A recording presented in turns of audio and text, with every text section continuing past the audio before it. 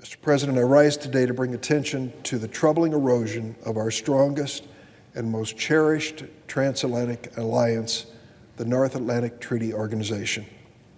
Over the years, I have visited some of our key NATO and European allies, including Lithuania, Poland, as well as those on the front lines of Russian military invasions. What is the constant theme that is shared in these visits? It's the importance of our alliance, our friendship, our common purpose, the importance of the North Atlantic Treaty Organization. The importance of democratic Western values and international norms and institutions are embodied in this alliance. In 1948, a world weary of war, led by the United States, Canada, and Europe, decided to face the new threat from an expansionist Soviet Union. A year later, we banded together to create a collective shield against aggression so that governments could concentrate on achieving fuller, better existence for everyone. Ever since the creation of NATO, it has been essential to the national security of the United States and a vital component of the U.S.-led international order.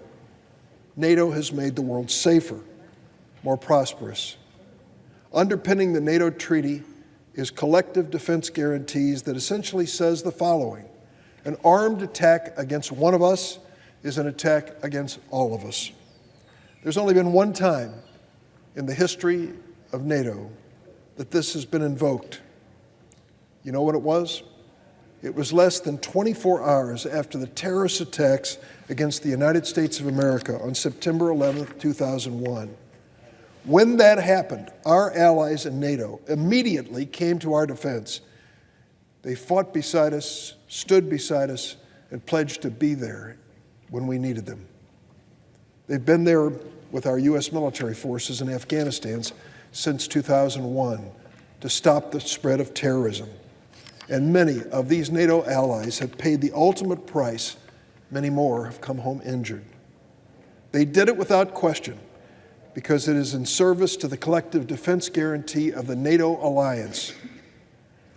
The picture today is dramatically different. In the face of Russian aggression today, instead of fortifying our alliance and coming together in common cause, I'm sorry to report that this Trump administration belittles the promise and commitment of NATO.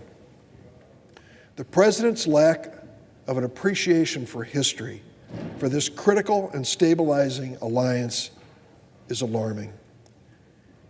In the process, this president has caused the world to lose faith in institutions and policies which have kept us safe for 70 years. In the process, the president has also shaken the confidence of our allies in our country, in our ability to lead, our ability to solve international problems in a meaningful and cooperative way with our friends and allies. How has this administration achieved this? By repeatedly calling NATO obsolete during his political campaign, by failing to publicly commit to honor the collective defense guarantee at the first NATO summit, by threatening not to defend the Baltic NATO members, countries directly in Russia's crosshairs, by thumbing his nose at our closest allies when he recklessly withdrew from the Paris Climate Agreement and the Iran nuclear deal. Mr. President, the United States of America is the only nation in the world that is not a signatory to the Paris Climate Agreement. Every other nation on earth acknowledges that we are facing environmental challenges which could destroy and damage the world that we leave to our children. But this president withdrew the United States from that agreement.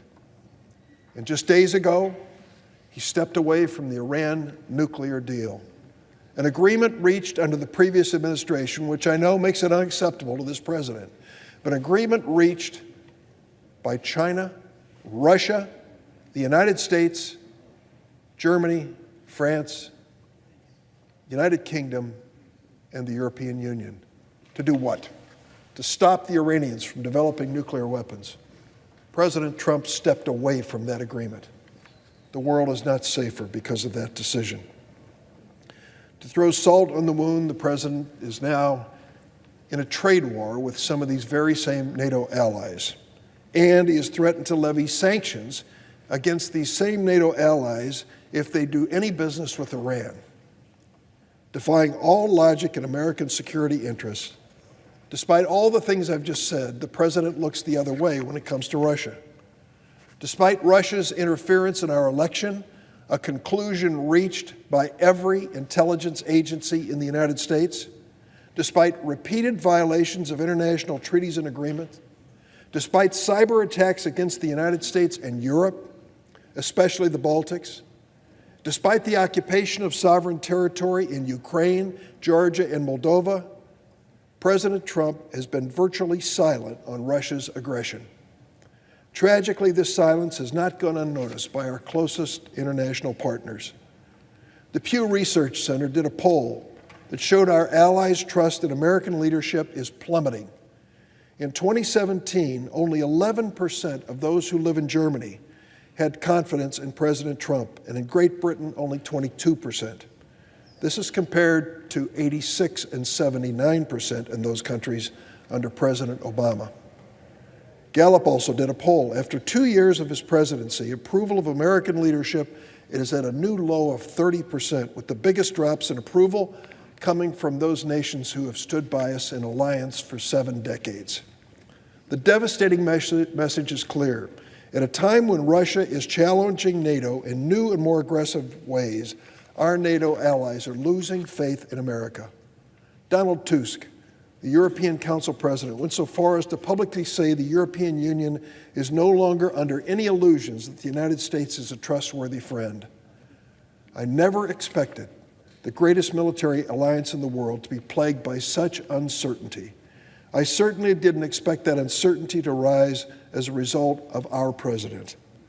Because I and many of my colleagues are so alarmed by this state of affairs, Senators Kaine, Cardin, Van Hollen, Feinstein, Brown, and Merkley have joined me to introduce a resolution to reaffirm our commitment to NATO just in time for the NATO summit in July.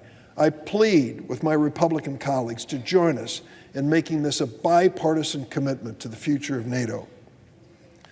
This resolution reaffirms what should be obvious and urges President Trump to do the same in committing to this alliance and to stand resolute against Russian aggression.